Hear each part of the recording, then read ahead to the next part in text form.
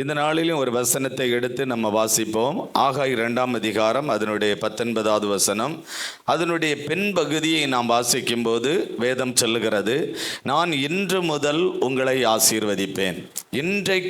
இன்று முதல் நான் உங்களை ஆசீர்வதிப்பேன் என்று ஆண்டவருடைய வார்த்தை உங்களுக்கு முன்பதாக வைக்கப்படுகிறது. இன்றைக்கே கர்த்தர் என்னை ஆசீர்வதித்திருவாரா?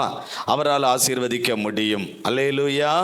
ஒருவேளை நீங்கள் பல ஆண்டு காலம் ஒரு ஆசீர்வாதத்துக்காக ஜெபித்து கொண்டிருக்கலாம். எத்தனையோ மாதங்களாக நீங்கள் ஜெபித்து கொண்டிருக்கலாம். இதுவரையிலும் இந்த ஆசீர்வாதம் உங்களுக்கு கைகூடி வராமல் இருக்கலாம். அந்த ஆசீர்வாதம் உங்களுக்கு நிறைவேறாமல் இருக்கலாம்.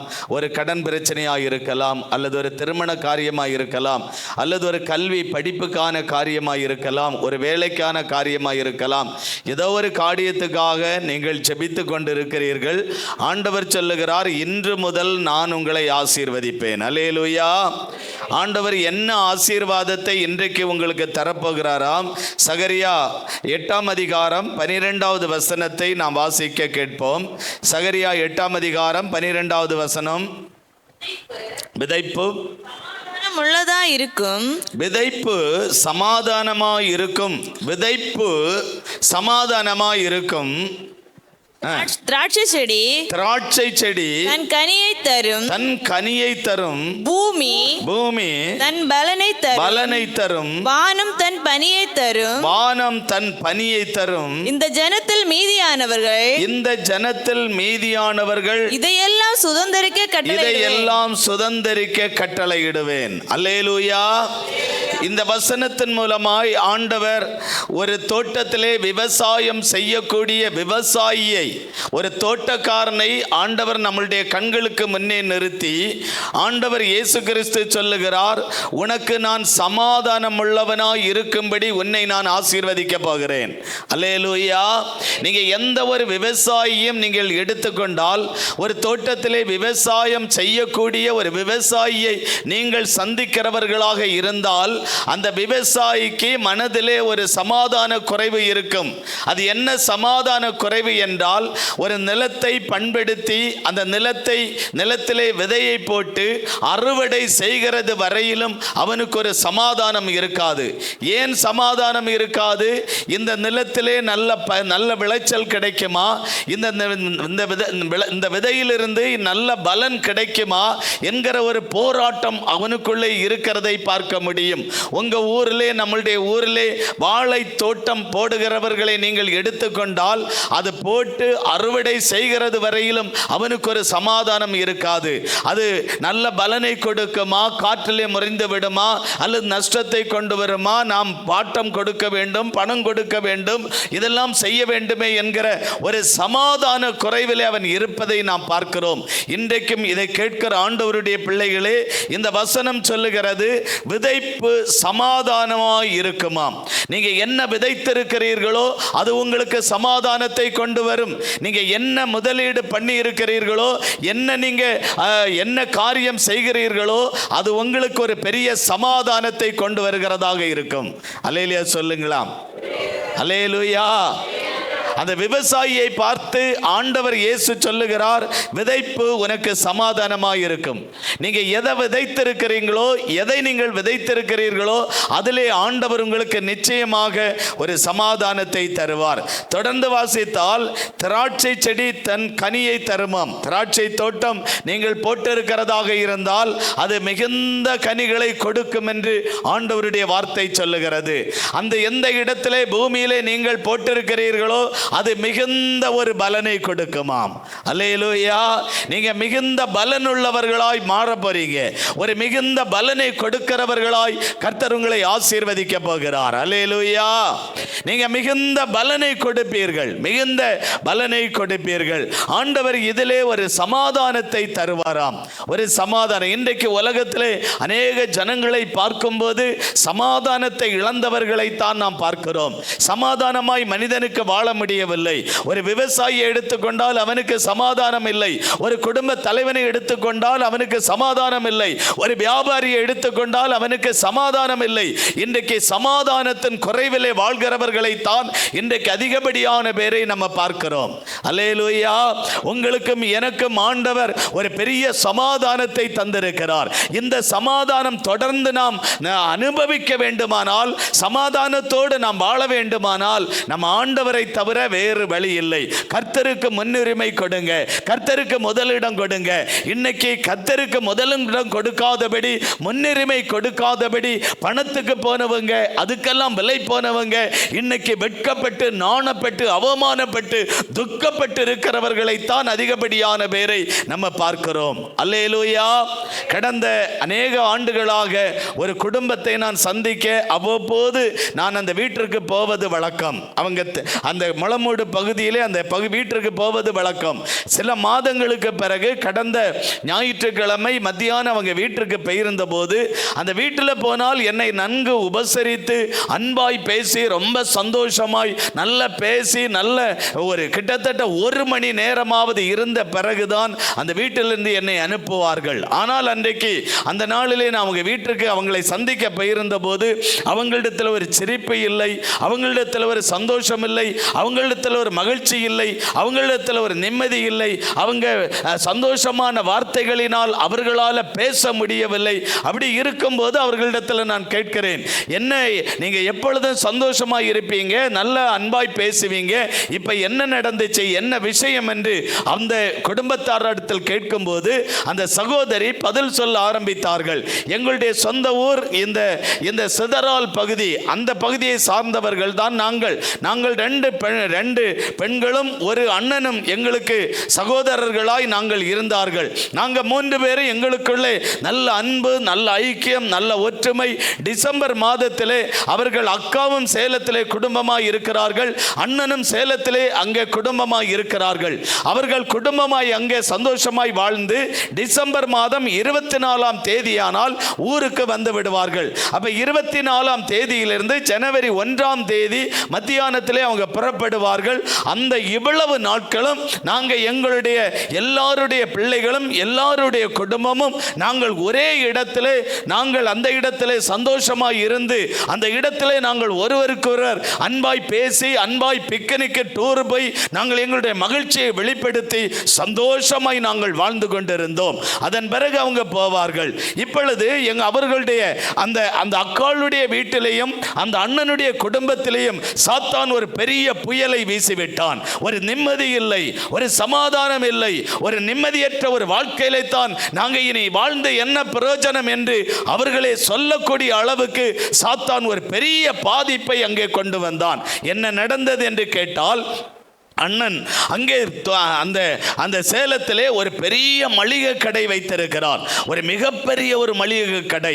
அந்த மளிகை கடையிலே கிடைக்காத ஜாமான்களே இருக்காதாம், அந்த அளவுக்கு மிகப்பெரிய ஒரு கடையை வைத்திருக்கிறார். காலையில் 5 மணிக்கு சரியாக கடையை ஆரம்பித்தால் இரவு 11 மணிக்கு தான் அந்த கடையை பூட்டுவார்களாம். இந்த கணவனும் மனைவியும் 2 பேரும் மாறி மாறி கடையை நடத்தி பல லட்சங்களை சம்பாதித்து சமீப நாட்களுக்கு முன்பு ஒரு பெரிய இடத்தை எத்தனையோ கோடிக்கு விலை பேசி ஒரு இடத்தை வாங்கினார்களாம். குறைவு வந்த பணத்துக்கு அவங்களுடைய அக்காவை சந்தித்து அக்காளுடைய மூலமாய் வங்கிக்கு போய் லோன் எடுத்திருக்கிறார்கள்.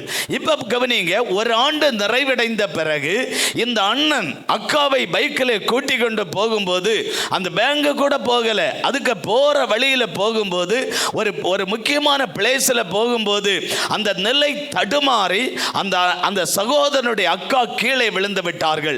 அண்ணன் பைக்கிலே கொண்டு போகிறான், அந்த சகோதரி பைக்கிலே பின்னாடி உட்கார்ந்து இருக்கிறார்கள். அந்த நிலை தடுமாறி கீழே விழுந்து விட்டார்கள். விழுந்து பலமான காயம் ஏற்பட்டபடியினால் பலமான காயம் தலையில ஏற்பட்டு அவங்களை மருத்துவமனையில் கொண்டு போய், இது பிப்ரவரி மாதம் நடந்தது.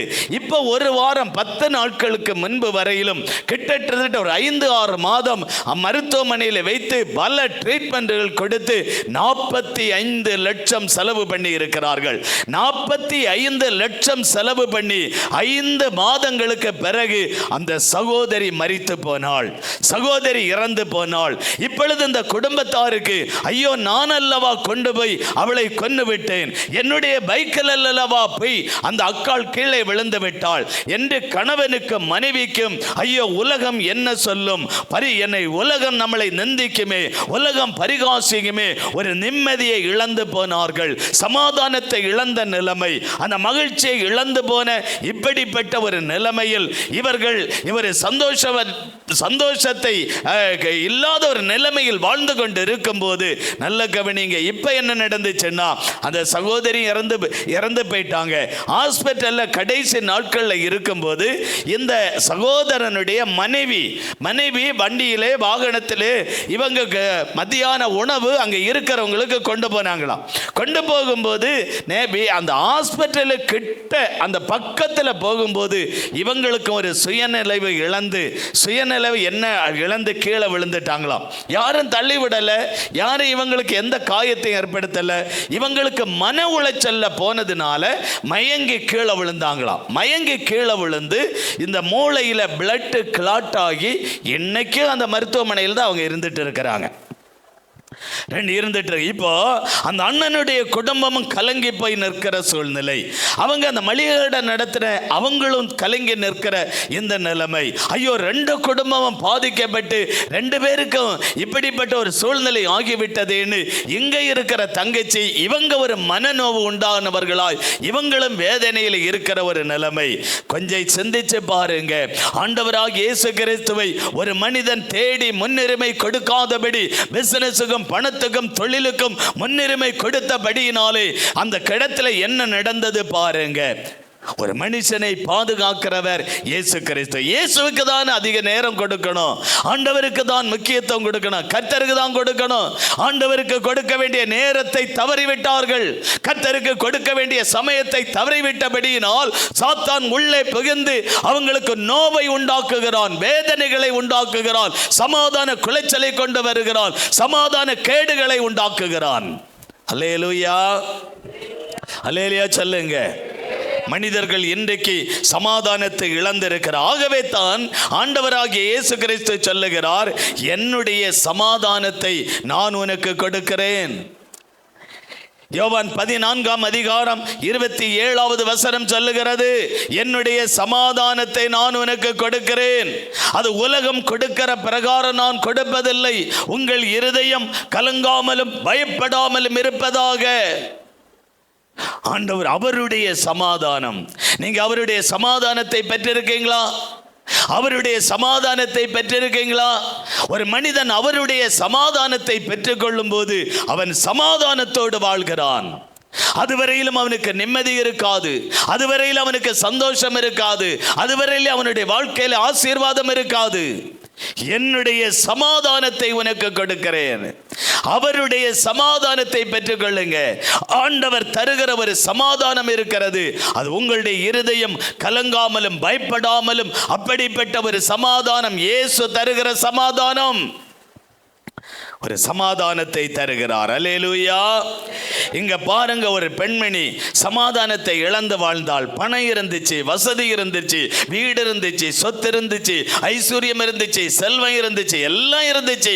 தன்னுடைய சரீரத்தில் வந்த வியாதிக்கு யாராலும் குணப்படுத்த முடியவில்லை. பணத்தை செலவு பண்ணுகிறாள், எல்லாத்தையும் வெற்றும் செலவு பண்ணுகிறாள். ஆனாலும் அவளுக்கு நோய் குணமாகாதபடி சமாதானத்தை இழந்து வாழ்ந்த போது, இயேசுவை தேடி வந்த போது அவளுக்கு ஆண்டவர் ஒரு அற்புதமான விடுதலை, சுகம் கொடுத்து அவளை ஆண்டவர் சமாதானத்தோடு அனுப்புகிறார். மார்க் 5:34 வாசிக்கும் போது வாசிக்க கேட்போம். மார்க் 5:34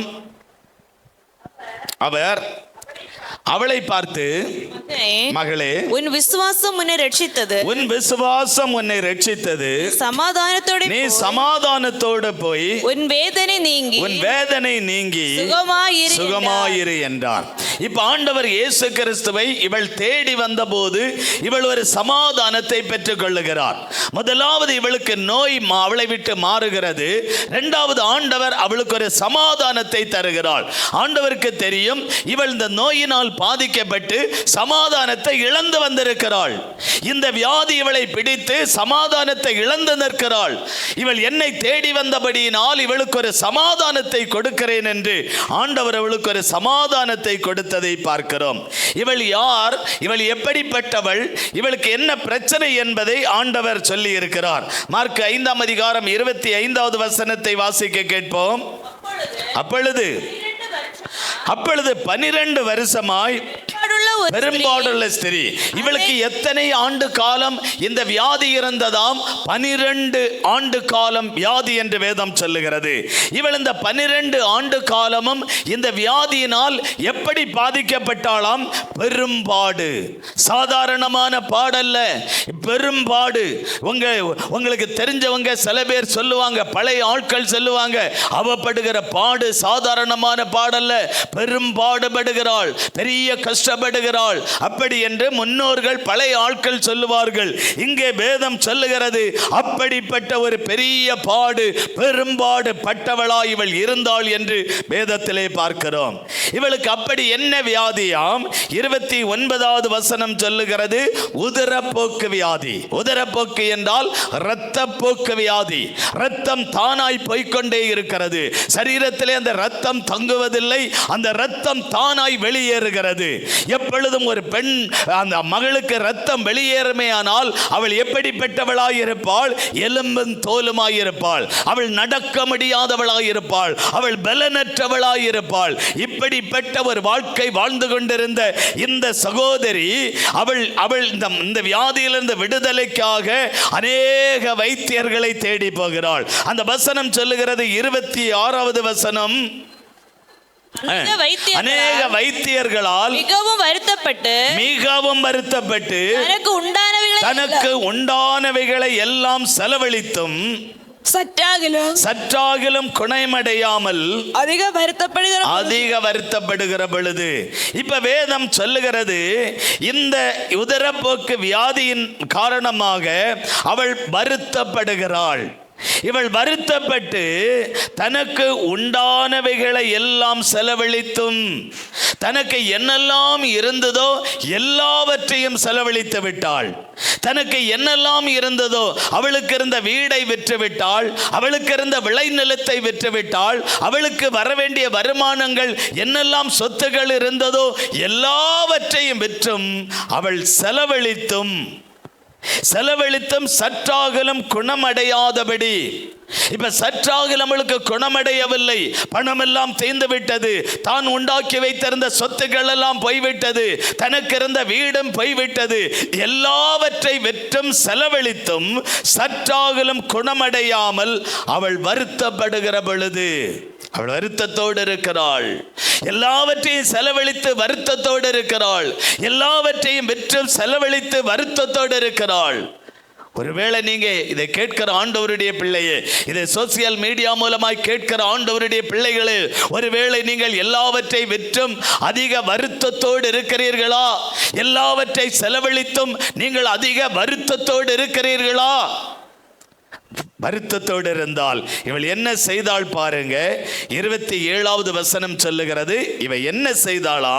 இயேசுவை குறித்து கேள்விப்பட்டு, யாரோ சொல்றாங்க, ஏமா நீ எல்லாவற்றையும் விற்றும் எல்லாத்தையும் செலவழித்தும் உனக்கு சற்றாகலும் குணமடையாதபடி நீ வருத்தத்தோடு இருக்கிறாயே, இயேசு என்கிற ஒரு ஆண்டவர் இருக்கிறார். இயேசு என்கிற ஆண்டவர் இருக்கிறார். இவரை பற்றி நீ அறியாமல் இருக்கலாம், இவரை பற்றி நீ தெரியாமல் இருக்கலாம். இவர் எப்படிப்பட்டவர் தெரியுமா? எப்படிப்பட்ட வியாதிகளையும் குணமாக்குகிறவர், எப்படிப்பட்ட பிரச்சனைகளை மாற்றி போடுகிறவர், எப்படிப்பட்ட கஷ்டங்களை நீக்கி போடுகிறவர், எப்படிப்பட்ட கடன்களையும் அடைத்து தருகிறவர். இவரை பற்றி, இந்த இயேசு கிறிஸ்துவை பற்றி யாரோ ஒருத்தங்க சொல்லுவதை இவ கேள்விப்படுகிறார். உடனே நான் அவருடைய வஸ்திரத்தை ஆகிலும் தொட்டால் சுத்தமாவேன் என்று சொல்லி, இப்ப பாருங்க, இப்ப இவளுக்கு ஒரு ஆசை வருகிறது. நான் இயேசுவை பார்க்க வேண்டும், இயேசு கிறிஸ்துவை நான் எப்படியாவது பார்க்க வேண்டும் என்கிற ஒரு விருப்பம் உண்டாகிறது, ஒரு ஆசை உண்டாகிறது.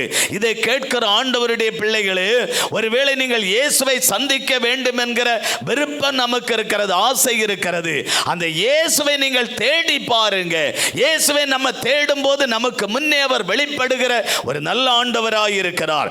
இப்ப இயேசு கிறிஸ்துவை கேள்விப்பட்ட உடனேயே இவள் இயேசுவை தேடி போகிறாள். இயேசுவை தேடி போகும்போது இயேசுவுக்கு முன்னாகவும் பின்னாகவும் திரளான கூட்டங்கள், திரள் கூட்ட ஜனங்கள் அங்கே அந்த இடத்திலே திரளான மக்கள் நின்னபடியினால், திரளான ஜனங்கள் அங்கே அந்த இடத்திலே நின்னபடியினால் இயேசுவை நேரடியாக சந்தித்து இவளுடைய பிரச்சனைகளை எடுத்து சொல்ல முடியவில்லை. இவளுடைய பிரச்சனைகளை ஆண்டவரிடத்தில் சொல்ல முடியவில்லை. இயேசுவானவர் நடந்து கொண்டே இருக்கிறார். அவள் முன்னே கடந்து நடந்து போய்கொண்டே இருக்கிறார். இவளுக்கு ஒரு விசுவாசம், நான் இயேசுவை எப்படியாவது பார்க்க வேண்டும், இயேசுவை எப்படியாவது சந்திக்க வேண்டும், இயேசுவினிடத்தில் என் பிரச்சனைகள் நான் சொல்லியாக வேண்டும் என்று இயேசுவுக்கு பின்னாக நடந்து போகிறாள். வெகு தூரம் போன பிறகும் இயேசுவினிடத்தில் தன் பிரச்சனைகளை சொல்ல முடியவில்லை. தன்னுடைய சரீரத்தில் இருக்கிற வியாதியை குறித்து அவரிடத்திலே சொல்ல முடியவில்லை. ஆனால் அவள் போய்கொண்டு இருக்கும்போது இவளுக்கு ஒரு விசுவாசம் உண்டாகிறது. இயேசு கிறிஸ்துவின் வஸ்திரத்தின் ஓரத்தையாகலும் தொட்டால் நான் சொஸ்தமாவேன். இயேசு கிறிஸ்துவினுடைய வஸ்திரத்தை தொட்டால் உடனே நான் சொஸ்தமாவேன் என்கிற ஒரு விசுவாசம். இப்ப போய்கொண்டிருக்கிற ஆண்டவருடைய வஸ்திரத்தை தொடுகிறாள். அவள் வஸ்திரத்தை பிடிக்கிறாள். அந்த வஸ்திரத்தின் ஓரத்தை பிடிக்கிறாள். அந்த வஸ்திரத்திலிருந்து ஒரு வல்லமை இவளுடைய சரீரத்திலே இறங்கிவிட்டது. அல்லேலூயா. அந்த வஸ்திரத்திலிருந்து ஒரு வல்லமை அவளுடைய சரீரத்திலே இறங்கினது. இதை அவள் உணர்ந்தாள் என்று வேதம் சொல்லுகிறது.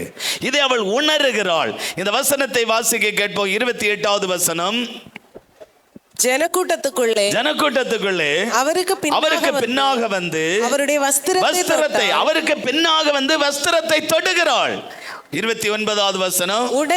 உடனே அவளுடைய உதரத்தின் ஊரல் நின்று போயிற்று. அந்த வேதனை நீங்கி ஆரோக்கியம் அடைந்ததை அவள் தன் சரீரத்திலே உணர்ந்தாள். அல்லேலூயா. அவள் ஆரோக்கியம் சரீரத்தில் அப்படி உணர்கிறாள். இயேசு கிறிஸ்துவினுடைய வஸ்திரத்தை தொட்டவுடன் ஒரு வல்லமை ஷாக் டக்குன்னு பாய்ந்து அவளுடைய சரீரத்தில் வருகிறது. அந்த சரீரத்தில் அந்த வல்லமை பாய்ந்து வந்தவுடனே இவளுடைய அந்த இரத்த போக்கு வியாதி அப்படி அரெஸ்ட் ஆகிறது, நின்று போகிறது. அதை சரீரத்திலே உணர்ந்தாள் என்று வேதம் சொல்லுகிறது. அல்லேலூயா. நீங்க நல்ல ஆவியில நிரம்பி ஜெபிக்கும் போது பரிசுத்த ஆவியானவர் உங்கள் தொடுகிறதை உங்களால் உணர முடியும். இன்னைக்கு உணர்வு உண்டாகணும். உணர்வில்லாத ஜெபம், உணர்வற்ற ஜெபம். நம்ம உணர்வில் ஜெபிச்சு பாருங்க, ஒரு வல்லமை நம்ம இறங்கி வருகிறதை பார்க்க முடியும். ஒரு அபிஷேகம் இறங்கி வருகிறதை பார்க்க முடியும். ஒரு வல்லமை கடந்து வரும்போது நீங்கள் மெய்யாகவே சுகமாவீர்கள், மெய்யாகவே விடுதலை ஆவீர்கள். இந்த இடத்துல அவளுடைய சரீரத்தில் ஒரு வல்லமை ஷாக் இறங்கி வந்தவுடனே அவள் அப்படி ஆரோக்கியமானாள் என்று வேதம் சொல்லுகிறது. 34வது வசனம் சொல்லுகிறது.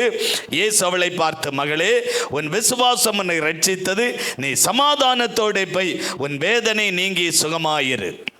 ஒரு அருமையான ஒரு வாழ்த்துதலை ஆண்டவர் தருகிறார். அவளை பார்த்து, மகளே, உன் விசுவாசம்தான் உன்னை ரட்சித்தது. ஆண்டவர் உங்களுடைய விசுவாசத்தை பார்க்கிறார். உங்களுடைய விசுவாசத்தை ஆண்டவர் பார்க்கிறார். உனக்கு விசுவாசம் இருக்கிறதா, என்னை குறித்த விசுவாசம் உனக்கு இருக்கிறதா என்பதை ஆண்டவர் பார்க்கிறார். நிறைய பேருக்கு இன்றைக்கு விசுவாசம் இல்லாத ஜெபம், விசுவாசிக்கிறதில்லை. இவ்வளவு பெரிய கடனை ஒரு நாளில் எப்படி ஆண்டவர் அடைக்க முடியும்? அவர் நினைச்சா ஒரு நிமிடத்தில் அடைக்க முடியும். இவ்வளவு பெரிய வியாதியை எப்படி அவர் ஒரு நிமிடத்தில் அவரால் குணமாக்க முடியும்? அவர் நினைச்சா, அவர் வல்லமை வந்தா ஒரு செகண்ட்ல விடுதலை. இந்த 12 வருஷம் பெரும்பாடுள்ள ஸ்திரிக்கு ஒரு நிமிடத்தில், அந்த செகண்ட்ல விடுதலை. ஆண்டவர் தொட்டா உடனே ஒரு விடுதலை. பிள்ளைகளுக்கு திருமண வரனுக்காய் காத்திருக்கிறவங்க, அவர் நினைச்சா ஒரு செகண்ட்ல அந்த காரியத்தை அவரால் கைகொடி வர பண்ண முடியும். அல்லேலூயா. அவரால் முடியும், அவரால் முடியும், அவரால் முடியும். நீங்க விசுவாசிக்கணும், நீங்க விசுவாசிக்கணும். அவரை விசுவாசிக்கணும். இந்த திருத்தோபுரம் அந்த பகுதி, அந்த உள்ள ஒரு ஏரியாவில் ஒரு ஏழை குடும்பம், ரொம்ப பாவப்பட்ட ஒரு குடும்பம், நல்ல ஏழ்மையான ஒரு குடும்பம். அந்த வீட்டுக்கு அடிக்கடி நான் வந்து அவங்க ரொம்ப சந்திக்கிறது வழக்கம். அவங்களுக்கு 2 பிள்ளைங்க, பெண் பிள்ளைகள். ஒரு மகளை முன்னாடியே திருமணம் பண்ணி அவங்கள திருமணம் பண்ணி கொடுத்தாங்க. அதன் பிறகு 2வது ஒரு சின்ன மகளுக்கு இவங்களுக்கு பணம் இல்லை, பண வசதி வாய்ப்பு இல்லை. அது இல்லாததுனால இவங்களுக்கு ரொம்ப மன உளைச்சல். என் பிள்ளைக்கு திருமணமே ஆகாத பிரதர், என் பிள்ளைக்கு திருமணமே நடக்காத பிரதர், பணம் இல்லையே, வசதி இல்லையே, என்ன பண்ண என்ன செய்ய அப்படின்னு சொல்லி சில ஆண்டுகளுக்கு முன்ன ரொம்ப மன வருத்தத்தில், மன சங்கடத்தில் இருந்தாங்க.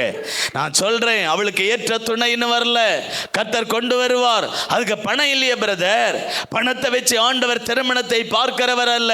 உங்க மகளை சந்தோஷமா வைக்கக்கூடிய ஒரு நல்ல பையனை ஆண்டவர் சீக்கிரமாய் கொண்டு வருவார். நீங்க விசுவாசிங்க. அதான் பிரதர், நான் கர்த்தர் தான் நம்பி இருக்கிறேன், அவரைத்தான் நான் விசுவாசிக்கிறேன், அவரை தான் நம்பி நாம விசுவாசிச்சுட்டு இருக்கிறேன் பிரதர் அப்படின்னு விசுவாசத்தோடு ஜெபிச்சாரு பாருங்க. அந்த சில நாட்களிலே ஒரு நல்ல அருமையான ஒரு பையனை அந்த மகளுக்கு ஏற்ற துணையாய் கர்த்தர் கொண்டு வந்தார். சரி, வழக்கத்தின்படி ஒரு 3 லட்சம் ரூபாய் அவங்க அந்த நாளில் பேசினாங்க. அந்த திருமண வரனா நகையா இருந்தாலும் எதுவா இருந்தாலும் ஒரு 3 லட்சம் ரூபாய்க்கு பேசினாங்க. நம்ம ஊர் வழக்கத்தின்படி பேசினாங்க. பேசி 3 லட்சம் ரூபாய்க்கு வசதி இல்லை, பண வசதி இல்லை. அப்போ ஆனால் நாளைக்கு கல்யாணம், முந்தின நாள் தான் எல்லாத்தையும் ஆயத்தப்படுத்தி ரெடி பண்ணி, கடன் வாங்கி எல்லாம் ரெடி பண்ணாங்க. அப்போ அடுத்த நாள் கல்யாணம் நல்லபடியாக முடிஞ்சிச்சு. அப்போ இப்போ அவங்க அந்த கல்யாணத்துக்கு முந்தின நாள் அவங்க ஜெபம் பண்றதுக்கு கூப்பிடுறாங்க. ஜெபம் பண்ண கூப்பிடும்போது நீங்க விசுவாசிங்க, இந்த கல்யாணத்தில் நீங்க மிச்சம் எடுப்பீங்க. நீங்க மிச்சம் எடுக்கிற அளவுக்கு கர்த்தர் உங்களை ஆசீர்வதிக்க போகிறார். உங்களுக்கு விசுவாசம் இருக்கா? ஆமா பிரதர், நான் அப்படிதான் இயேசுவை நம்புறேன், கர்த்தர் அப்படிதான் நம்பி இருக்கிறேன், நான் மிச்சம் எடுக்கிற அளவுக்கு கர்த்தர் என்னை ஆசீர்வதிப்பார், எல்லா கடனை அடைச்சு நான் கடனாளியா இல்லாதபடி கர்த்தர் ஆசீர்வதிக்க போகிறார் அப்படி நான் விசுவாசிக்கிறேன், நம்புறேன். ஜெபிச்சாங்க பாருங்க. திருமண நாளில் அவங்க திருமணத்துக்கு எல்லாரும் காசு கொடுப்பாங்க பார்த்தீங்களா, ஏழைகளுக்கு அவங்க காசு கொடுப்பாங்க. அந்த மாதிரி நம்ம ஒரு வழக்கத்தின்படி கொடுத்தவங்க அவங்களுக்கு பணம் பாருங்க, அன்னைக்கு கிடைச்சது இந்த கல்யாணத்தில் செலவு பண்ணினதை விட இவங்களுக்கு ஜாஸ்தியாக பணம் கிடைச்சிச்சு. எல்லாரும் கொண்டு 5000 10,000 5000 10,000ன்னு அவங்களுக்கு எல்லாம் கொண்டு கொடுத்தாங்க. கொண்டு கொடுத்து அந்த பணத்தை காட்டிலும், அந்த செலவு பண்ணினதை காட்டிலும் மிச்சம் எடுக்கிற அளவுக்கு கர்த்தர் அவர்களை ஆசீர்வதித்து விட்டார். அல்லேலூயா. அடுத்த கல்யாணம் எல்லாம் முடிஞ்சு 3வது நாள் விருந்தெல்லாம் முடிஞ்சு ஒரு நாள் பிரதர் வாங்கன்னு சந்தோஷமா என்ன கூப்பிடுறாங்க. போனா ஜெபம் பண்ணுங்க பிரதர், கர்த்தர் கல்யாணத்தை ஆசீர்வதிச்சு நீங்க சொன்னது மாதிரியே மிச்சம் எடுக்கிற அளவுக்கு கர்த்தரன் ஆசீர்வதிச்சார். ஆசீர்வதிச்சு உங்க ஊழியத்துக்கு நான் ஒரு பொருத்தனை வச்சிருக்கிறேன்னு கையில தூக்கி 10,000 ரூபாய் கொடுக்குறாங்க. அவங்க 10,000 ரூபாய் கொடுக்குறாங்கன்னா நம்மள மாதிரி ஆட்கள் எல்லாம் 1 2 லட்சம் 3 லட்சம் கொடுக்கறதுக்கு சமம். அல்லேலூயா சொல்லுங்க. அல்லேலூயா. சந்தோஷமா கையில கொடுக்கறாங்க. ஊழியத்துக்கு நீங்க செலவு பண்ணுங்க பிரதர் அப்படின்னு கொடுத்தாங்க. அப்படி ரொம்ப சந்தோஷம். இப்ப இல்ல சிஸ்டர், நீங்களே பாவம் உங்க வாழ்வாதாரத்துக்கு வச்சுக்கொள்ளுங்க, நீங்க வேண்டாம், கர்த்தர் என்ன ஆசீர்வதிப்பார், நான் வேலை செய்வேன், எனக்கு கடன் இல்லையே, நான் மட்டும் தானே நீ சாப்பிட, நானும் கணவனும் தானே சாப்பிடணும், நான் மிச்சம் எடுக்கிற அளவுக்கு கர்த்தர் எனக்கு தந்திருக்கிறாரு. இல்ல சாரி, கணவன் இல்லை அவங்களுக்கு, நான் மட்டும் தானே சாப்பிடணும், அதுக்கு எனக்கு ஆண்டவர் எனக்கு தருவார், திடன் இருக்கு, வேலை செய்வேனா, இது ஊழியத்துக்கு வச்சுக்கோங்க. அவங்க விதவை. அதனால தான் நிறைய மக்கள் பெண் பிள்ளைன்னு சொல்லி, ஏழைன்னு சொல்லி நிறைய காசு கொடுத்தாங்க. கர்த்தர் நல்லவர், அவரால் ஒரு நிமிடத்தில் அடைக்க முடியும். அதுவரையிலும் ஐயோ சமாதானம் இழந்து நின்னாங்க. ஐயோ எப்படி கடன் அடைப்போம், எப்படி இந்த கடனையில் அடைக்க முடியும், எப்படி கல்யாணத்தை நடத்த முடியும், என்ன செய்ய? சமாதானத்தை இழந்திருக்கிறீங்களா? கர்த்தரிடத்தில் உண்மையாய் வாருங்க. அவர் சமாதானத்தை கொடுக்கிற ஒரு ஆண்டவர், ஒரு சமாதானத்தை கொடுத்து நம்மளை ஆசீர்வதிக்கிற தேவன். அல்லேலூயா சொல்லுங்க. அல்லேலூயா. கர்த்தர் நல்லவர். இன்னைக்கு ஆண்டவர் உங்களை அந்த இடத்துல நிச்சயமாய் ஆசீர்வதிக்க போகிறார். என்ன தேவையோடு வந்திருக்கிறீங்க, என்ன பிரச்சனையோடு வந்திருக்கிறீங்க, என்ன போராட்டத்தோடு வந்திருக்கிறீங்க, எதுல வந்திருக்கிறீங்க, நிச்சயமாய் இன்னைக்கு ஆண்டவர் உங்களை கட்டாயம் இந்த இடத்துல ஆசீர்வதித்து அனுப்ப போகிறார். எல்லாரும் அப்படி எழுந்திருப்போமா? ஹல்லேலூயா. அப்படி எல்லாரும் எழுந்திருப்போம். ஆண்டவர் இடத்துல எல்லாரும் ஜெபிப்போமா? ஆண்டவரே, என்னை இந்த இடத்துல இன்னைக்கு ஆசீர்வதிப்பேன்னு சொன்னீங்களே, என்னை ஆசீர்வதிங்க ஆண்டவரே. என்ன ஆசீர்வதிங்க ஆண்டவரே, என்ன இந்த இடத்துல நீங்க ஆசீர்வதிப்பேன்னு சொன்ன பிரகாரமே கர்த்தர் என்னை ஆசீர்வதிக்கும்படியாய். ஆமென். ஹalleluya. thank you Jesus. ஆண்டவரே நாங்க ஜெபிக்கிறோம்ப்பா. ஹalleluya. அப்படி எல்லாரும் கண்களை மூடி ஜெபிப்போமா. உங்கள் துக்கம் சந்தோஷமாய் மாறும், உங்கள் கவலைகள் கண்ணீர் எல்லாம் மறைந்துவிடும். உங்கள் துக்கம் சந்தோஷமாய் மாறும், உங்கள் கவலைகள் கண்ணீர் எல்லாம் மறைந்துவிடும்.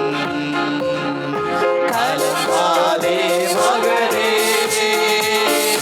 கலங்காதே மகனே, கலங்காதே மகனே, கலங்காதே மகனே. இயேசு கைவிட மாட்டார். சொல்லுங்க பார்க்கலாம். இயேசு கைவிட மாட்டார். கடந்ததை நினைத்து கலங்காதே, நடந்ததை மறந்துவிடு. எல்லாரும் உற்சாகமாய் கரங்களை தட்டி கர்த்தர் ஏதோ ஒரு அற்புதத்தை செய்ய இருக்கிறார். ஏதோ ஒரு அற்புதம் நடக்க இருக்கிறது. கர்த்தர் புதியதை செய்திடுவார், இன்றே நீ காண்பாய். கர்த்தர் புதியதை செய்திடுவார், இன்றே நீ காண்பாய். அதை இன்றே நீ காண்பாய். கலங்கிடவே வேண்டாம், கலங்கிடவே வேண்டாம், கலங்கிடவே வேண்டாம், கலங்கிடவே வேண்டாம். நம் இயேசு கைவிட மாட்டார், நம் இயேசு கைவிட மாட்டார். ராணிக்கு மேலாக சோதிக்கப்பட ஒரு நாளும் விட மாட்டார். ராணிக்கு மேலாக சோதிக்கப்பட எல்லாரும் சொல்ல மாட்டார். ஆமென். தாழ்கிடவர தருவார், தப்பி செல்ல வழி செய்வார். தாழ்கிடவர தருவார், தப்பி செல்ல வழி செய்வார். நீ தப்பி செல்ல வழி செய்வார், நீ தப்பி செல்ல வழி செய்வார். கலங்கிடவே வேண்டாம், கலங்கிடவே வேண்டாம், கலங்கிடவே வேண்டாம், கலங்கிடவே வேண்டாம். நம்ம இயேசு கைவிட மாட்டார், நம்ம இயேசு கைவிட மாட்டார். கலங்கிடவே வேண்டாம், கலங்கிடவே வேண்டாம், கலங்கிடவே வேண்டாம், கலங்கிடவே வேண்டாம். நம்ம இயேசு கைவிட மாட்டார், நம்ம இயேசு கைவிட மாட்டார், நம்ம இயேசு கைவிட மாட்டார், நம்ம இயேசு கைவிட மாட்டார். சொல்லுங்க, நம்ம இயேசு கைவிட மாட்டார். சொல்லுங்க, விசுவாசத்தோடு சொல்லுங்க, நம்ம இயேசு கைவிட மாட்டோம், கைவிட மாட்டோம். ஆமென். நம்ம இயேசு கைவிட மாட்டார். உங்கள் துக்கம் சந்தோஷமாய் மாறும், உங்கள் கவலைகள் கண்ணீர் எல்லாம் மறைந்துவிடும். உங்கள் துக்கம் சந்தோஷமாய் மாறும், உங்கள் கவலைகள் கண்ணீர் எல்லாம் மறைந்துவிடும். கலங்காதே மகனே, கலங்காதே மகனே, கலங்காதே மகனே, கலங்காதே மகனே. இயேசு கைவிட மாட்டார், நம் இயேசு கைவிட மாட்டார். அப்படி எல்லாம் 2 நிமிஷம் கரங்களை தட்டி ஆண்டவர் கைவிட மாட்டார் என்கிற விசுவாசம் அதுதான் நமக்கு தேவ பலனாய் இருக்கிறது. இயேசு நம்மளை கைவிடவே மாட்டார். அவர் நம்மளை விட்டு விலகவே மாட்டார். அவர் நமக்கு நிச்சயமாய் அற்புதம் செய்து உங்களை மகிழ பண்ணுவார், உங்களை சந்தோஷப்படுத்துவார். ஓ ஹalleluya.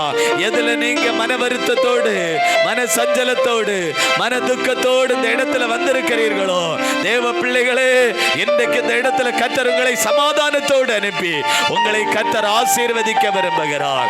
ஹalleluya. Thank you Jesus. அருமை பிதாவே, ஆசீர்வதிக்கப்பட்ட இந்த நல்ல நாள் ஆண்டவரே, இந்த நாளிலே கூட்டத்தின் ஆரம்பத்தில் இருந்து ஆண்டவரே நீர் எங்களுக்கு பாடல் பகுதி மூலமாய், ஆண்டவரே ஆராதனை மூலமாய், ஜெபத்தின் மூலமாய், ஆண்டவரே ஒவ்வொரு பகுதிகள் மூலமாய், கர்த்தருடைய வசனத்தின் மூலமாய் எங்களை போஷித்து ஆசீர்வதித்ததற்காய் ஆண்டவருக்கு நாங்கள் நன்றி செலுத்துகிறோம். அப்பா, இந்த நாளில் நம்முடைய நாமம் மகிமைப்பட்டதற்காய் ஸ்தோத்திரம். இயேசுவின் மூலம் ஜெபிக்கிறோம் பிதாவே, ஆமென்.